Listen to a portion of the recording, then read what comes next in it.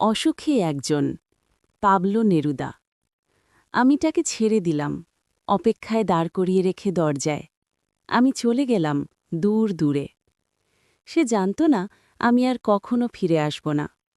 একটা কুকুর চলে গেল, হেঁটে গেল গির্জার এক নান। একটা সপ্তাহ আর একটা বছর কেটে গেল। বৃষ্টিতে ধুয়ে দিল আমার পায়ের দাগ, ঘাস জন্মালো রাস্তায়, আর একটার পর একটা পাথরের মতো পরপর পাথরের মতো বছরগুলো নেমে এলো তার মাথার ওপর। তারপর যুদ্ধ এলো, রক্তের এক আগ্নেয় পাহাড়ের মতো। শিশু আর বাড়িরা খুন হল, সেই মেয়েটির মৃত্যু হল না। সমস্ত সমতলে ধরে গেল আগুন। শান্ত হলুদ দেবতারা, যারা 1000 বছর ধরে ডুবছিল ধ্যানে, উল্টে পড়ল মন্দির থেকে টুকরো টুকরো হয়ে।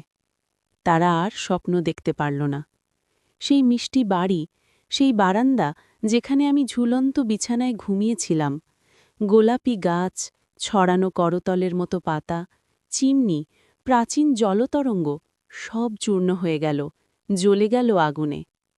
যেখানে ছিল শহর সেখানে ছড়িয়ে রইল কাঠ কয়লা, দোমড়ানো লোহা, মৃত পাথরের মূর্তির বিভৎস মাথা, রক্তের একটা কালো দাগ। আর সেই মেয়েটি আমার অপেক্ষায়। তর্জমা নবারুণ ভট্টাচার্য। প্রিয় ছাত্রছাত্রীরা, ভিডিওটি দেখার পর তোমাদের জন্য সবচেয়ে গুরুত্বপূর্ণ কাজ হল নিজের পাঠ্যবই থেকে পাবলো নেরুদার অসুখী একজন কবিতাটি খুব ভালো করে পড়া। ভিডিওটি তোমাকে কবিতার মূল আবেগ এবং যুদ্ধের ভয়াবহতা বুঝতে সাহায্য করলেও পরীক্ষার পূর্ণ প্রস্তুতির জন্য পাঠ্যবই পড়ার কোনো বিকল্প নেই। মূল টেক্সট পড়ার মাধ্যমে তোমরা কবিতার গভীর রূপকগুলো এবং সেই অপেক্ষারত মেয়েটির চিরন্তন প্রতীক্ষা সরাসরি শব্দে শব্দে উপলব্ধি করতে পারবে। বিশেষ করে বোর্ড পরীক্ষায় কবিতার পংক্তি তুলে প্রশ্ন করা হয়, যা নিখুঁতভাবে বই না পড়লে উত্তর দেওয়া কঠিন। তাই ভিডিওর মাধ্যমে ধারণা পরিষ্কার করার পর অবশ্যই মূল টেক্সটটি অন্তত 2 বার মন দিয়ে পড়ে নাও। বন্ধুরা, আজকের ক্লাসটি এখানেই শেষ করছি।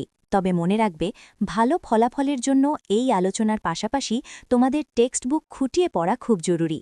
এই অধ্যায়ের সমস্ত প্রশ্ন উত্তর, নোটস এবং সাজেশন পাওয়ার জন্য এক্ষুনি ভিজিট করো আমাদের ওয়েবসাইট wbbsenotes.com। পরবর্তী ক্লাসের আপডেট পেতে চ্যানেলটি সাবস্ক্রাইব করে রেখো। ধন্যবাদ।